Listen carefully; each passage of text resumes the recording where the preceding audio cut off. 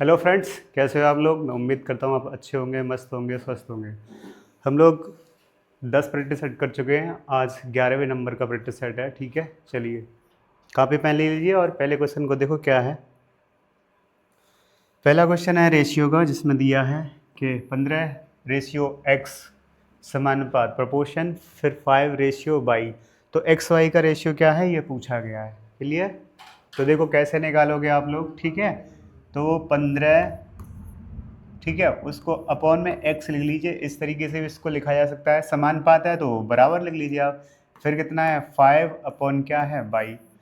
तो बस x Y की तो वैल्यू पूछी है और ये 5 से वो काट दोगे आप, डिवाइड कर लोगे आप। और डिवाइड करने पर वैल्यू आपके यहाँ पे क्या आएगी 1, और यहाँ कितना आएगा 3। ठीक है, तो आपका सॉल्व करने पर जो अनुपात आ रहा है x अनुपात बाई वो कितना आ रहा है 3 कितना 1। कौन सा है ऑप्शन?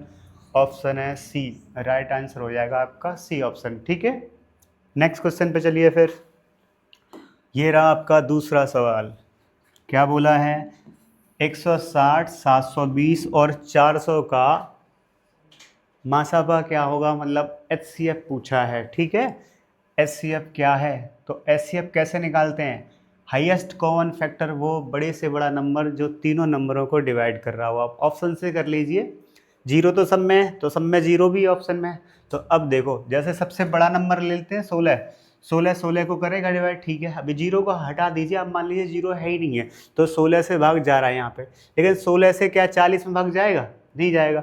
क्या 72 में जाएगा? नहीं जाएगा। यानी ये वाला आंसर नहीं होगा फिर आपका लास्ट वाला। ठीक है, अब आ जाओ 80 पे। क्या 80 सबको डिवाइड कर रहा है बताओ? तो बिल्कुल। अब इसमें सबसे बड़ा नंबर 160 था जो कि आंसर नहीं बना अपना, तो अब आंसर क्या बन रहा है? सिर्फ सी ऑप्शन राइट आंसर होगा इसका। एस अब क्या होगा 80। ठीक, अगले पे आ जाओ। फिर नेक्स्ट क्वेश्चन। दो संख्याओं का योग दे रखा है 22 और पूछा क्या है उनका गुणनफल, जबकि एक और वैल्यू दी है और वो वैल्यू क्या है? वो वैल्यू है उनके वर्गों का योग दिया है 404। तो उन संख्याओं का गुणनफल पूछा है। पहले दिया क्या है वो लिख लीजिए आप। दो संख्याएं आप x और y मान लीजिए और उनका योगफल दिया है सवाल में। x प्लस वाई की वैल्यू क्या दी है 22। ठीक है, इसके अलावा और क्या दिया है? तो वो दिया है x square plus y square की वैल्यू दे रखी है 404। ठीक, अब क्या करेंगे आप, जो पूछा गया है वो और लिख लीजिए। कह रखा है उन संख्याओं का गुणनफल, तो x इंटू वाई इसकी वैल्यू सवाल में पूछी गई है। ठीक, अब इसको कैसे निकाल पाएंगे? तो इस इक्वेशन को, पहले वाले इक्वेशन को क्या कर दोगे आप? वर्ग कर दो इसका। पहले वाले इक्वेशन का क्या कर दो आप? वर्ग कर दीजिए। तो चलो x प्लस वाई का होल स्क्वायर बराबर में क्या है 22 का स्क्वायर, इतना कर लें और इसका होल स्क्वायर खोल देंगे तो आप x square plus y square plus 2xy बराबर में 22 का स्क्वायर कितना होता है 484। ठीक है, अब x square plus y square की वैल्यू तो सवाल में दी है ना आपके पास 404। ये वैल्यू यहाँ पे लगा दीजिए। ठीक है, और उधर जाके घटेगा तो ये 2xy बराबर में ये वाली वैल्यू उधर ले जाओगे तो घटेगा 484 में से, और 484 में से इसकी वैल्यू क्या है? और ये वैल्यू दे रखी है 404। तो 404 घटाइए जरा उसमें से, 80 बच रहा है। तो 2xy बराबर क्या है आपका 80। 2xy बराबर में है आपका 80। तो xy की वैल्यू क्या आएगी? xy की वैल्यू आएगी 40। और यही उसने पूछा था कि x और y का गुणनफल क्या है। xy का गुणनफल क्या बताओ? 40। तो राइट आंसर होगा उसका 40। ठीक है, अगले क्वेश्चन पे आओ। कॉपी पेन ले लीजिए और देखो ये अलजेब्रा का सवाल है। ठीक है, कैसे करेंगे जरा देखो इसको, बढ़िया सवाल है ये। तो यहाँ पे दिया क्या है x प्लस 1/x बराबर कितना है 2। x प्लस 1/x की वैल्यू दे रखी है 2। अब पूछा क्या गया है? पूछा है उसने कि बताइए जरा कि x की पावर 3 प्लस 1/x की पावर 3 इसकी वैल्यू क्या होगी। तो ध्यान से देखो जरा, अगर x प्लस 1/x बराबर 2 दिया है, ये x और रिवर्स फंक्शन है, इसको रिवर्स ही तो बोलोगे। देखना जरा, x का ही तो अपोजिट लिखा हुआ है 1/x, तो ये रिवर्स फंक्शन है। और जब भी इस तरीके से वैल्यू दी हो और क्यू का अगर पूछ रहा है वो, तो क्या करेंगे आप, इसका क्यू करके जो वैल्यू दी है इसका क्यू करके इसका 3 गुना घटा दोगे आप, ठीक है। इसका क्यू करके कितना घटा दोगे आप, 3 गुना, तो डायरेक्ट क्या निकल के जाएगा, इसी की वैल्यू निकल के जाएगी x की पावर 3 प्लस 1/x की पावर 3। क्या बोला था मैंने, आप 2 का करिए आप क्या q, और इसका कितना गुना, 3 गुना, 3 गुना घटा दीजिए, यही तो नंबर था अपना 2 की पावर 3 और इंटू में उसका कितना गुना, 3 गुना।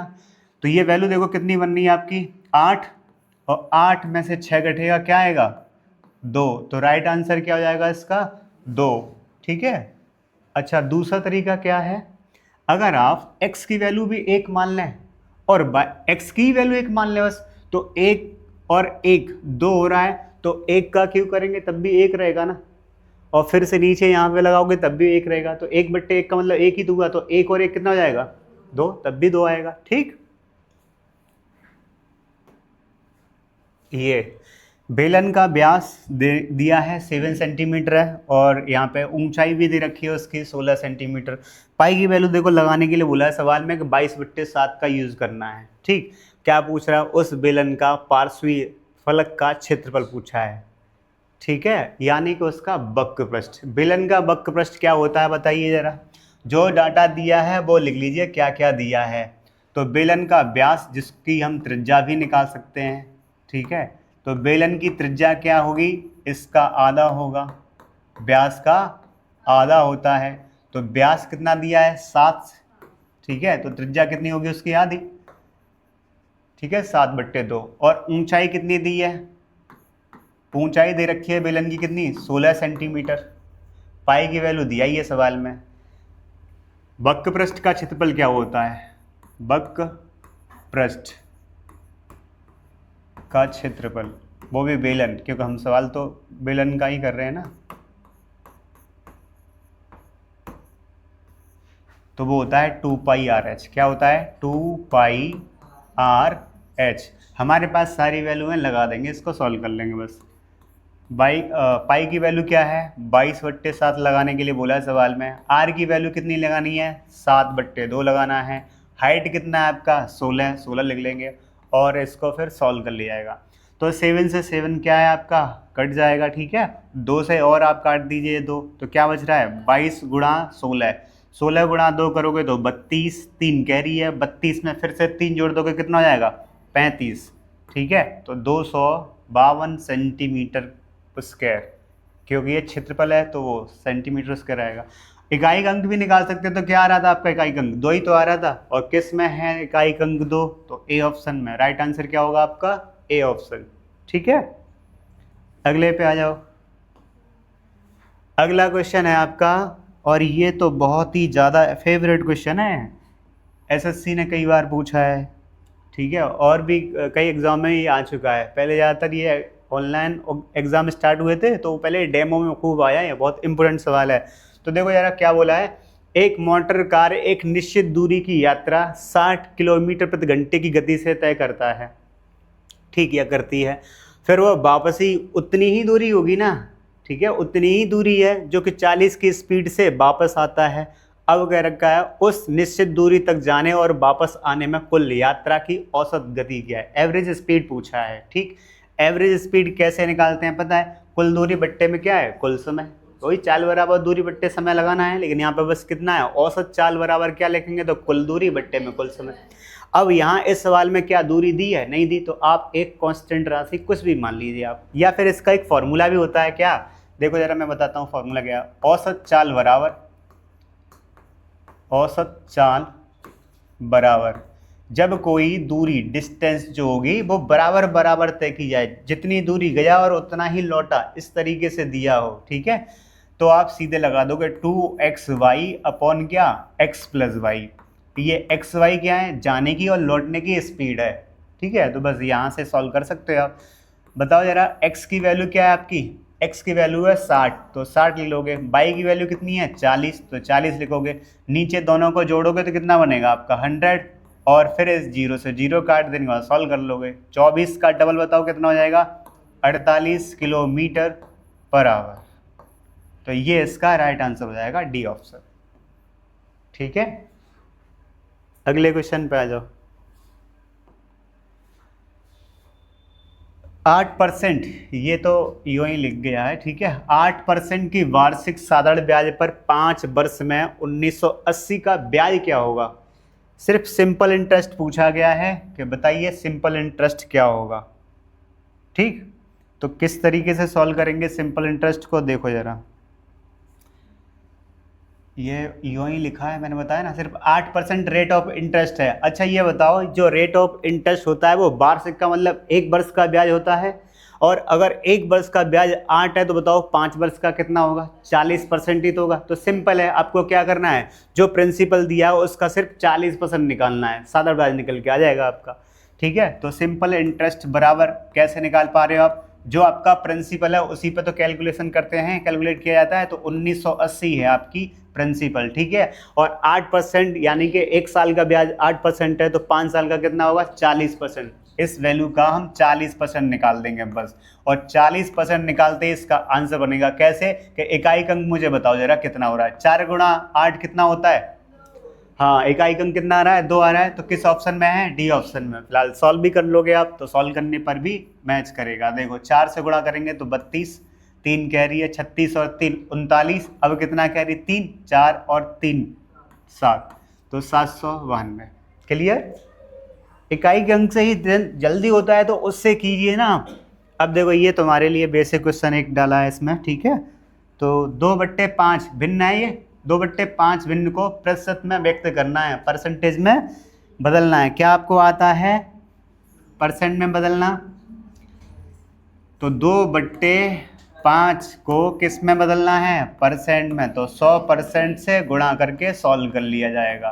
कितना आएगा, 40%। राइट आंसर होगा इसका 40%। कैसे कि 5 से भाग कर दिया आपने, यहाँ पे कितनी बार गया, 20 बार, 20 गुणा 2 करोगे क्या आ जाएगा, 40। तो आंसर क्या होगा, सी ऑप्शन।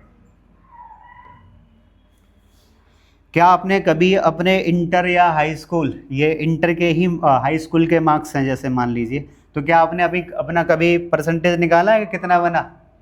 तो क्या करते थे आप, जो अधिकतम अंक होते थे यानी कि मैक्सिमम मार्क, ठीक है, मैक्सिमम मार्क, अधिकतम नंबर कितने हैं यहाँ पे 600, 600 में से कितने प्राप्त किए हैं, 552 नहीं 22, 522 अंकों की आवश्यकता होती है। तो प्रतिशत में कट ऑफ क्या है, यानी कि उसको 522 लाने ही लाने हैं। ठीक है, किसी प्रवेश परीक्षा जैसे एंट्रेंस एग्जाम नहीं होता है, वैसे मान लीजिए कि 600 में से 522 लाने ही लाने, या तुम्हारा ही जैसे कोई एग्जाम है जिसको तुम प्रिपरेशन कर रहे हो, तो 600 मान लो अगर उसका पूर्णांक है तो तुम्हें 522 लेके आओगे तो तब तुम्हारा कट ऑफ में नाम आएगा। ठीक है, कट ऑफ में नंबर आएगा।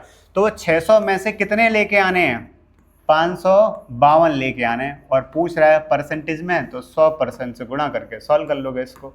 तो ये आपके 00 काट देने के बाद सिर्फ भाग करना है आपको, 6 से भाग करोगे तो क्या वैल्यू बन रही है, 87, 87 भाग करोगे ना, 48 के बाद क्या बचेगा आपका 4, तो 6 से फिर 7 बार, तो यानी कि 87% लाना होगा, तब आपका कट ऑफ में नाम आएगा। तो कर लीजिए ऐसा, अपना पुलिस में अपना नंबर डालना है तो, है ना, इतना % ले आओ पक्का हो जाएगा। चलो, एक संख्या है जो कि 164 है, कितनी है 164, बोला है 32 और अनुपात 9 के अनुपात में उसको विभाजित करना है, बांटना है। ठीक है, तो छोटे भाग की वैल्यू क्या, तो छोटा भाग तो 9 है, 9 से कटने वाले ऑप्शन तो सारे हैं, सारे ऑप्शन कटते हैं। तो अब कैसे निकाल पाओगे, तो आप इसको जोड़ दीजिए, अनुपात विभाजन लगाना। देखो आप ऐसे भी कर सकते हो, कैसे, सबसे इनमें से बताओ टोटल वैल्यू क्या हो रही है, तो आप जोड़ दोगे ना, टोटल वैल्यू क्या हो रही है तो आप जोड़ दोगे, वैल्यू कितनी हो रही है 41। ठीक है, जोड़ने पर तो 41 में से कौन सा भाग आपको लेना है, छोटा वाला, तो छोटा वाला क्या है 9, और यहाँ टोटल जो वैल्यू थी उससे गुणा कर दोगे और फिर इसको सॉल्व कर लोगे। तो ये वैल्यू कितनी बार इसको काट देगी, 4 बार, 9 गुणा 4 कितनी वैल्यू आएगी आपकी 36। तो राइट आंसर होगा आपका बी ऑप्शन। क्लियर है, समझ में आया कि नहीं। आप ऐसे भी कर सकते थे कि 41 टोटल वैल्यू है कि नहीं, और यहाँ टोटल वैल्यू क्या थी 164, यूनिटरी मेथड से, और ये डिवाइड कर लेते तो 1 बराबर कितना आता है आपका 4, और फिर छोटी वैल्यू तो 9, तो 9 बराबर निकाल देते, तो 9 बराबर निकालने पर यहाँ पे 36। ठीक है, ये तरीका और वो तरीका एक ही है, यूनिटरी मेथड से ही किया है। ठीक है, अगले क्वेश्चन पे आओ। डिविजिबिलिटी, ठीक है, रूल याद होंगे आपको। तो क्या बोला है यहाँ पे, क्या रखा है कि 24 से पूरी तरह से विभाजित कौन सा योग, मतलब 24 से कौन सा संख्या पूरी तरह से विभाजित हो रहा है। तो आप 24 के फैक्टर करोगे तो 8 और 3, यानी आप 8 का और 3 का रूल लगा के देख सकते हो। अगर आप 3 का रूल लगाओगे, 3 का रूल क्या था डिविजिबिलिटी का, कि सबका योगफल, किसका, अंकों का, इस संख्या में जो भी अंक हैं उनका योगफल करोगे, अगर वो 3 से डिवाइड हो रहा है तो फिर पक्का वो संख्या मतलब 3 से कट जाएगी पूरी पूरी। तो पहले चेक करिए, जैसे ये कट रहा है क्या, तो 4 4 8 1 9 7 4 11, नहीं कट रहा है ये 3 से नहीं कट रहा है। अगला देखो जरा, 3 से ये कटेगा तो 8 8 10 और 2 12 कट जाएगा, लेकिन 5 6 11 ये भी नहीं कट रहा है। ठीक है, अब इसको चेक कर लोगे, ये देखो 9 कट रहा है, 6 कट रहा है, ठीक है, 7 और 3 10 7 14 नहीं कटा, ये भी 3 से नहीं कट रहे ये तीनों। तो बस अगर ये 3 ऑप्शन 3 से नहीं कट रहे थे तो लास्ट वाला कंफर्म कट रहा होगा और वही क्या होगा, आंसर। चेक कर लीजिए, फिलहाल आंसर तो यही है। देखो 7 5 12 कट ही जाता है, और 8 और 2 10 5 15 कट ही जाता है, तो यही तो कट रहा है। और इसके अलावा 8 का रूल भी लग रहा है क्या, तो पीछे की 3 डिजिट, क्या 8 से इसमें भाग जा रहा है 528 में, हाँ 5 से 528 में 8 से भाग जा रहा है, तभी तो ये आंसर है इसका। तो 8 का भी और 3 का रूल यहाँ पे लग रहा है, तो यही आंसर है इसका। ठीक है, इस तरीके से चेक कर लेंगे। अब मान लो जिसको कुछ आता नहीं है तो वो तो 24 से ही भाग करके देख लेगा अपना, फिर सिंपल। ठीक है, ये देखो माँ साहब आप पूछा गया है, मतलब एचसीएफ निकालना है। तो एचसीएफ क्या होता है, जो बड़ी से बड़ी संख्या होती है जो तीनों को डिवाइड कर देगी। तो 150 में बताओ किससे भाग जाएगा, बताओ 15 से 150 में चला जाएगा ना, 25 से भी चला जाएगा, क्या 75 से भी जाएगा, ठीक है 75 से जा रहा था, लेकिन 75 से इसमें भी जा रहा है 3 बार। अब बस आप ये चेक कीजिए, क्या 75 से 375 में भी जा रहा है, तो 5 बार देखो जरा करके देखो, 5 बार जा रहा है। ठीक है, क्या 125 आंसर होगा। बड़ा नंबर क्यों देखते हैं हमें, क्योंकि एचसीएफ जो होता है वो हाईएस्ट कॉमन फैक्टर बड़ा नंबर होता है, इसलिए हम ऑप्शन से कर रहे हैं। तो हम बड़ा ऑप्शन लेंगे, पहले 125 देखा हमने, और 125 तो 150 कोई नहीं काट रहा है, इसलिए ये आंसर नहीं होगा। फिर अब आए उससे बड़ा नंबर, फिर उसके बाद क्या है 75, तो 75 देखो 150 को डिवाइड करेगा, 225 को भी कर रहा है, 375 को भी कर रहा है, और तीनों को कर रहा है, तो फिर क्या है, यही आंसर है, बस हो गया। ठीक है, इसके अलावा दूसरा तरीका क्या है, जरा देखो मैंने आपको बताया है कि जैसे ये 150 लिखा है, अगला नंबर क्या है 225, और लास्ट का है 375। तो मैंने बोला है आपको जब भी एचसीएफ निकालना है, शॉर्टकट मतलब जल्दी से निकालना है आपको, तो कोई से 2 नंबर लीजिए जिनमें अंतर कम से कम आए। तो हम ऐसा करते हैं, इसको घटा के देखना जरा अंतर क्या आ रहा है, यहाँ घटा के देखो कितना आ रहा है, 50 इधर है 25 उधर है, कितना हो रहा है 75 ही तो हो रहा है, और यहाँ अंतर ज्यादा बनेगा। तो ये 75 जो गैप बनना है यही एचसीएफ होगा, अगर इससे सब में भाग जा रहा है तो इससे तो सब में भाग जा ही रहता है, इसीलिए तो ये आंसर है। अगले पे आओ, दोनों का फ्रैक्शन का योगफल पूछा है, क्या तुम्हें भिन्न का योगफल आता है, फ्रैक्शन का योगफल आता है, कितना लिखा है 7y16 प्लस 7y48। तो बस आप या तो ऐसे कर लीजिए, जो डिनोमिनेटर में लिखा है उसको बराबर बराबर कर लें। तो जैसे अगर मैं यहाँ पे 3 से गुणा कर दूं तो ये भी तो 48 हो गया, तो मैं ऊपर भी 3 से गुणा कर दूं तो तभी तो इसको सॉल्व कर पाएंगे। क्योंकि ये देखो अभी अगर देखा जाए तो मैंने 1 से ही गुणा किया है, तो 1 से गुणा करने पे कोई संख्या में बदलाव होता नहीं है। तो ये ऐसा इसलिए कर लिया कि अब यहाँ पर भी 48 है और इधर भी क्या है 48 है। तो अगर भिन्न समजाती होती है, जिसका देख जैसे कि यहाँ पे जो लिखा है 48 इधर भी है यहाँ पर भी है, तो इसको बोलते हैं समजाती भिन्न, एक जैसे हर होता है। ठीक है, डिनोमिनेटर। तो यहाँ पर 48 लिख लोगे आप, और ऊपर जोड़ दीजिए, कितना हो रहा है 28, जोड़ दोगे ना 21 ये रहा, और 7 7 चौक 28, और ये तो सिंपल जब करोगे तो 2 से और कट जाएगा, और 2 से काट दीजिए, और जैसे ही आप 2 से काटोगे तो ऊपर क्या जाएगा 14, और नीचे कितना जाएगा 24, अभी और भी कट जाएगा। तो सीधे आप ऐसा कीजिए ना, 7 बट्टे कितना हो रहा है 12, हाँ 4 से काट दोगे तो ये 4 से काटने पर 4 से 7 बार और ये 12 बार, तो 7 बट्टे 12 बन जाएगा। कौन सा ऑप्शन है आपका, यही सी ऑप्शन। ठीक है, 72 भागिक 38 माइनस मझला कोष्ठक ब्रैकेट में 30 लिखा है माइनस, इसको सॉल्व कर लेते हैं यहाँ पे। तो 4 से भाग करोगे यहाँ पे तो ये जा रहा है आपका 15 बार। ठीक है, यहाँ लिख लेते हैं नीचे 15, और 15 गुणा 5 करेंगे तो ये 75 हो गया। तो 30 और यहाँ है 31 माइनस का 75, ठीक। और स्टेप बाय सॉल्व कर लेते हैं इसको। 72 भागिक 38 माइनस 30, ये वैल्यू बन जा रही है तुम्हारी माइनस का और 44, और ये माइनस, तो ये कितना हो जाएगा प्लस का 44। अब छोटे क्वेश्चन को उठा दोगे आप, फिर ये वैल्यू सॉल्व कर लोगे। ये जोड़ने पर कितना हो रहा है 74, और 72 डिवाइड 38 माइनस का ये वैल्यू बन जा रही है 74। अब 74 में से आप 38 घटाओगे तो वो माइनस का बचेगा, तो 72 बट्टे में यहाँ पर लिख लीजिए आप क्या बच रहा है, तो यहाँ बचेगा आपका 36, वो भी माइनस का। और यहाँ भाग कर दोगे अगर आप, तो वो कितनी बार जा रहा है, 2 बार, माइनस का 2। राइट आंसर हो जाएगा आपका ए ऑप्शन -2, ठीक है। अगले क्वेश्चन पे आओ आप।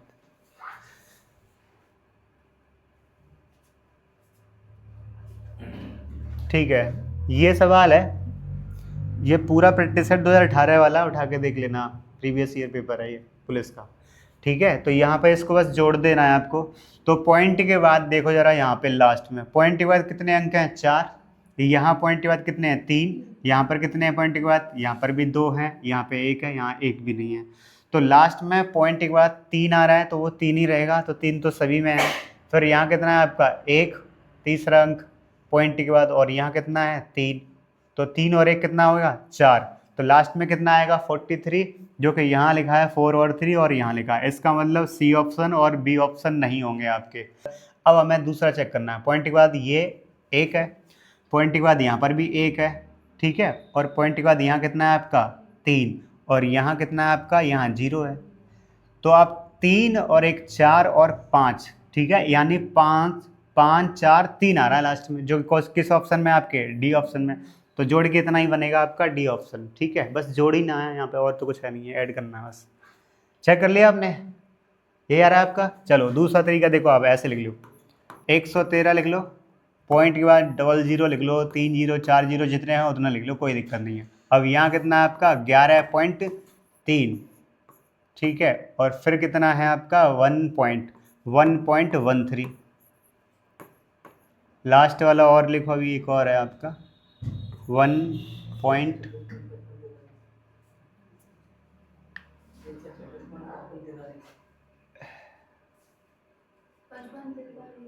यहाँ 0 होना चाहिए इसमें, ये वैल्यू 0 होनी चाहिए, हाँ तभी मैच करेगा।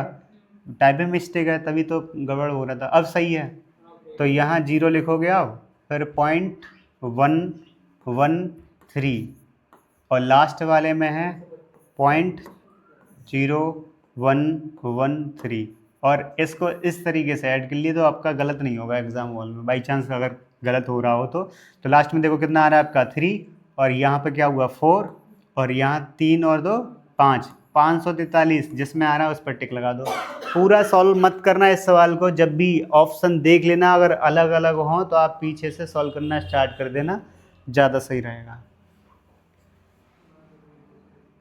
अगले क्वेश्चन पे आ चुके हो आप, यहाँ देखो क्या है, 1200 रुपये को 2 साल के लिए 10% वार्षिक चक्रवृद्धि ब्याज पर दिया गया है, तो अर्जित ब्याज क्या है। सुनो जरा, प्रिंसिपल क्या है 1200, जैसे आप निकालते हो ब्याज सीधे देखो ऐसे निकालते हो 10%, तो 1/10 की जगह कितना लिखोगे आप 11/10, क्योंकि फ्रैक्शन वैल्यू है 1/10, जिसमें एक ब्याज है तो 11/10 बनेगा, ये 1 साल का हो गया। अगले साल का निकालना है तो फिर से 11/10, ठीक है, और 0 से 0 काट देने के बाद आप गुणा करोगे तो ये आ जाएगा तुम्हारा क्या, अमाउंट आएगा ये। तो अमाउंट ये आपके पास है इतना, ठीक। प्रिंसिपल कितना था, तो वो तो ये दिया ही था 1200, और अगर आप घटाओगे तो इकाई अंक मैच करो जरा, कितना आ रहा है 2, तो 2 इकाई अंक आएगा बस। जब सॉल्व कर रहे होंगे ब्याज में, ब्याज निकाल रहे होंगे तो आप क्या करोगे, अमाउंट में से प्रिंसिपल घटा दोगे तो इकाई अंक देख लीजिए क्या आ रहा है, 2 ही तो आ रहा है, तो राइट आंसर हो जाएगा आपका 252। अरे भाई सिंपल इंटरेस्ट तो है नहीं है, कंपाउंड इंटरेस्ट है, तो उसके लिए आपको क्या करना पड़ेगा, अमाउंट में से इसको ये घटा दोगे तो आपकी वैल्यू ये टोटल जो बन रही है, तो देखो यहाँ पे 12 गुणा 121 कर लो, माइनस का कितना है आपका 1200। तो जब आप घटा रहे होंगे तो यहाँ देखो ये तो 0 है और यहाँ इकाई अंक कितना आ रहा है आपका 2, तो 2 में से 0 घटाओगे तो 2 ही तो आएगा इकाई अंक, तो लास्ट में 2 जिसमें आ रहा है वो आंसर है। ठीक है, फ्रैक्शन से करोगे तब भी सिंपल है, फ्रैक्शन से करोगे तो 10 से कितना 11, और ये 2 साल का है तो आपका कर दो 2 का यहाँ पे स्क्वायर कर दो, तो ये वैल्यू तुम्हारी 100 बनेगी और ये 121 बनेगी। ब्याज क्या है तुम्हारा 21 है कि नहीं, और जिसकी वैल्यू 100 की वैल्यू कितनी दी है 1200, तो 1 यूनिट की वैल्यू कितनी हो रही है 12, तो 21 की कितनी होगी, तो 21 गुणा 12 होगा, और 21 गुणा 12 करोगे ये डी ऑप्शन मैच करेगा। ठीक, अगले पे आ जाओ।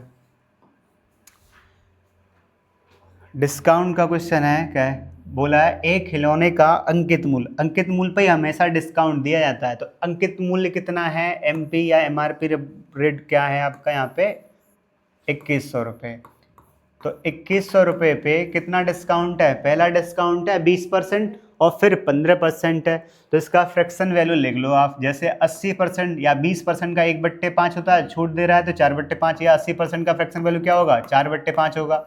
15% क्या होता है, तो 3/20 होता है, 3 कम कर दो 17/20, या 85/100 लिखोगे काट पीट के तुम्हारा 17/20 ही तो आएगा। अब ध्यान से देखो 20 गुणा 5 जो कि 100 बनेगा, और ये 100 यहाँ से कैंसिल हो जाएगा, तो बस इकाई अंक निकालने की कोशिश करो जरा। इकाई अंक क्या आ रहा है, 4 गुणा 7 गुणा 1 करोगे तो क्या आएगा इकाई अंक 8, और 8 किस ऑप्शन में लिखा है वही आंसर होगा आपका यहाँ पे। बस पूरी कैलकुलेशन करने की जरूरत नहीं है, अगर बाई चांस ऑप्शन अलग अलग हैं तो आप सीधे इकाई अंक लगाइए और सॉल्व कर लो इसको, यूनिट डिजिट निकाल कर सॉल्व कर सकते हो। अगर इकाई अंक किसी ऑप्शन में मैच कर रहा है तो फिर आपको तब पूरा करने की जरूरत है। एग्जामिनर भी नहीं कहता है कि तुम पूरा सॉल्व करो, कोई नहीं कहता है, तुम बस अपना टाइम को बचाओ, जितना बचा सकते हो उतना। अगले क्वेश्चन पे आ गए आप, और जहां बोला है किसी वस्तु पर 23% के लाभ और 9% हानि के बीच का अंतर दे रखा है, कितना 928। यहाँ पर विचाराधीन वस्तु का क्रय मूल्य पूछा है, कॉस्ट प्राइस। तो ध्यान से सुनो, ये जो है ना गैप बीच का देखा या ये अंतराल क्या बनेगा तुम्हारा, यानी बीच का जो अंतर होगा वो टोटल वैल्यू क्या है आपकी, ये तो प्रॉफिट में है और ये लॉस में, अगर आप अंतर करोगे तो ये ऐड हो जाएगा, तो सीधे इसको जोड़ दीजिए आप। 23 और 9 कितना हो रहा है बताओ 32, तो 32% की वैल्यू यहाँ कितनी है 928, 1% की क्या होगी, तो इसमें 928 में आप क्या करोगे 32 से भाग कर दोगे, और आपको निकालना है यहाँ पे क्या 100% क्रय मूल्य मानोगे आप, तो 100 बराबर निकालना है तो 100 से इसमें गुणा करके सॉल्व कर लोगे आप, 100 गुणा 928 और बटे में आपका है 32। तो जरा 32 से भाग करना चाहो 32 से कर दो, 4 से करना चाहो तो यहाँ 4 से करोगे तो ये 25 बार कटेगा 4 से, और 4 से ये काटा होगा तो 8 बार, और 8 से फिर से इसमें भाग कर दीजिए तो ये 8 और फिर से 8, ठीक है, और बचेगा फिर तुम्हारा 8 × 48, तो 116 गुणा 25 करोगे तो तुम 100 गुणा 25 करोगे तो कितना जाएगा 2500, और 16 गुणा 25 करोगे तो 400 और होगा, तो 2500 400 कितना हो गया 2900। तो राइट आंसर क्या होगा सॉल्व करने पर, ये 2900 बन रहा है आपका, ठीक है, तो बस 2900 आंसर है इसका। नहीं समझ में आया क्या, एक बार फिर से समझ लीजिए अगर थोड़ा सा डाउट है तो। 9% लॉस का मतलब कितना हो जाएगा बताओ यार, 91 ही तो होगा, 9% लॉस पे बेचेगा तो वो 91 पे बेचेगा, और कह रहा है वो 23% प्रॉफिट तो 123 में तो बेचेगा। अब मुझे बताओ ये अंतराल क्या बनेगा, तो आपको घटाओगे ना, और घटाओगे तो यही वैल्यू तो आएगी 32, तो वो मैंने डायरेक्ट बता दिया कि जब भी लॉस और प्रॉफिट इस तरीके से दिया हो बीच का अंतर, तो लॉस वाले और प्रॉफिट वाले वैल्यू को जोड़ दिया करो आप सीधे, तो 23 और 9 कितना जाएगा 32, तो 32 बराबर सवाल में दिया है 928, यहाँ से 1 यूनिट की वैल्यू निकाल कर 100 बराबर निकाल दोगे बस, जो कि 29 बनना है आपका। यहाँ देखो क्या है, साधारण ब्याज है, बिल्कुल सिंपल है, 990 रुपये पर 5 वर्षों में 16% वार्षिक दर से अर्जित सामान्य ब्याज क्या है, सिंपल इंटरेस्ट पूछा है। 1 वर्ष का ब्याज बताओ क्या है, तो आप बोलोगे 16% है, तो 5 वर्ष का क्या हो जाएगा 80%, बस इसका 80% निकालना है, और 80% में परसेंट से 00 हट जाएगा तो 99 गुणा क्या 8 बचेगा ना, तो 8 दूनी 8 ने 72, यानी इकाई अंक क्या आ रहा है, इकाई अंक आ रहा है आपका 2, तो वही आंसर है बस, ठीक है। समझ में आ गया कि नहीं, अगर नहीं आया तो देखो जरा 990 का क्या निकालोगे आप 80% निकालोगे, क्योंकि 1 साल का ब्याज कितना है 16%, तो 5 वर्ष का कितना हो जाएगा 80%, तो 80% निकाल दो बस, और जैसे ही 80% निकाल के सॉल्व कर रहे होंगे आप, तो ये इकाई अंक देखो जरा 9 गुणा 8 कितना हो रहा है 72, यानी कि इकाई अंक क्या है 2, पूरा करोगे 72 में फिर से जोड़ दो, 7 कितना जाएगा 79, तो 792 आंसर हो रहा है इसका। अगला, और ये सवाल है आपके लिए, ठीक है, इसका सभी लोग जवाब देंगे कमेंट बॉक्स में। और तुम